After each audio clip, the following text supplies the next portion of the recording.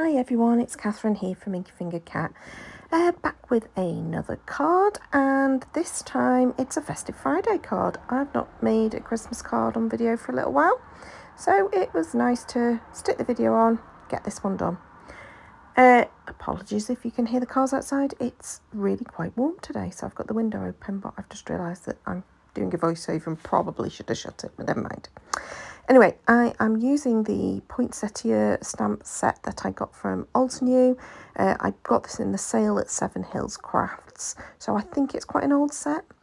It's one that probably has a coordinating die, but I don't own it, and I don't think it was available at the time. But actually, it didn't take long to fussy cut when I ended up doing the fussy cutting. I decided to go for my trusted slightly messy, although I actually made it slightly less messy than normal, watercolouring. It's quite a detailed stamp, and well, I'm not great at watercolouring. That's not my skill at all. And apology, my head keeps poking in, but it's not my skill, but I quite enjoy the look of it. But the joy of this is if you keep your stamp in the stamp positioning tool, and then once your watercolouring is dry, you then go and emboss it with the same, stamping over it exactly the same, emboss it, and it just tidies everything up. So for the first one, I used entirely Mossy Meadow ink as my ink colour, and then the second one I brought in Tranquil Tide and sort of did a mix of the two. I stamped two because my cardstock was that big, and I do only end up making one card. I have now put the other one in a pouch, which you'll see at the end, because just making the one card took an hour, and I kind of ran out of time, and I thought, well, I don't want to do two of exactly the same. But yeah, so I ended up with two different poinsettia images. One of them's got sort of more the teal colour in, and the other one's just the sort of like, well, it's Mossy Meadow, it's sort of like more of an olive green type colour. I don't think either of them really represent what a poinsettia looks like, if I'm perfectly honest, but this is artistic license, shall we say. So I was just trying to get a balance of a few different darker leaves, lighter leaves, some sort of lightness towards the edges of the leaves.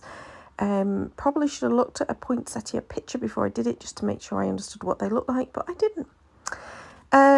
Did heat it to just dry it. It was almost dry anyway, before I then went over with my embossing buddy. So for one of them, I went with the gold embossing on the one that was Mossy Meadow, and then I went with a dark green embossing powder for the one that was the more tealy coloured. So they're totally different in the end result. Both absolutely gorgeous. I love both of them. Very happy with them. So I decided to heat emboss from behind, and the reason for that is it just stops you from blowing away any of the pieces of the plastic that is basically embossing powder, but it also sort of gives it a slightly smoother finish. Heat emboss them both, and now this is where I'm going, what am I actually going to do? And I decided, at first I was going to do some like partial die cutting, and then I thought, no, do you know what, I'm just going to fussy cut them both. So I'm going to stick you into even faster forward, because although it didn't take long, it is a bit fussy. So I fussy cut them both. I did use my craft knife, which is apparently very, very dull and does not cut very well, to try and cut some of the middle pieces out. And then ended up going in with my scissors anyway, and it just made it neater. On the finished card, you can't even see that I cut those holes out in the middle, but I know I did. And that's the important part, isn't it?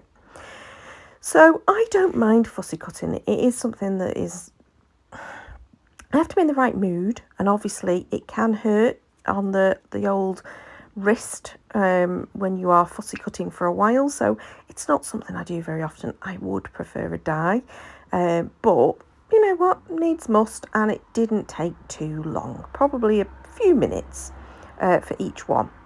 And now I have no clue what I'm doing. So you saw me pull in some foiled cardstock. I don't end up using that at all. And what I instead went and got was, I think this is Real Red. I think it's Stampin' Up cardstock. And I'm umming and ahhing about putting other colours with it. And I decide, no, I'm just going to go with a Real Red panel on the top. So yeah, I hadn't got a clue what I was doing, but at this point I thought I was going to use that darker green, the tealy green image, and I ended up not. I swap it out for the other one. And I have embossed my panel with, it's from the Merriest Moments, and it's like a 3D embossing folder. Comes with a coordinating die, comes with the middle piece die that comes out as well. I have to re-emboss it because I decided that I do want to cut it as a frame. And that was the point where I decided now I was going to probably go in with the olive green colour. Now, what you saw me do then was just splatter it with some water and pour on the embossing powder. Why have I never done this before? I have no idea, but I'm totally crediting Sarah here. I'm just going to look up her name on YouTube, 1 second. Okay, it's at Sarah's Stamping Retreat, stamping without the G on the end. She did a little short the other day and I was like, oh my God, why have I never thought of doing that?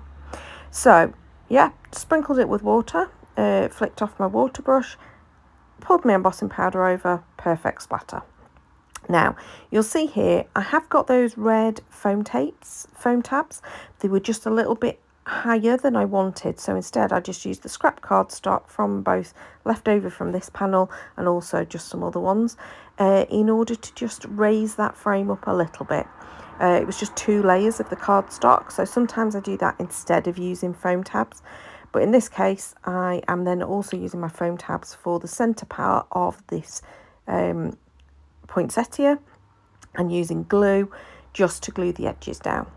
That means that the poinsettia was just slightly higher than the frame, and it worked right well anyway.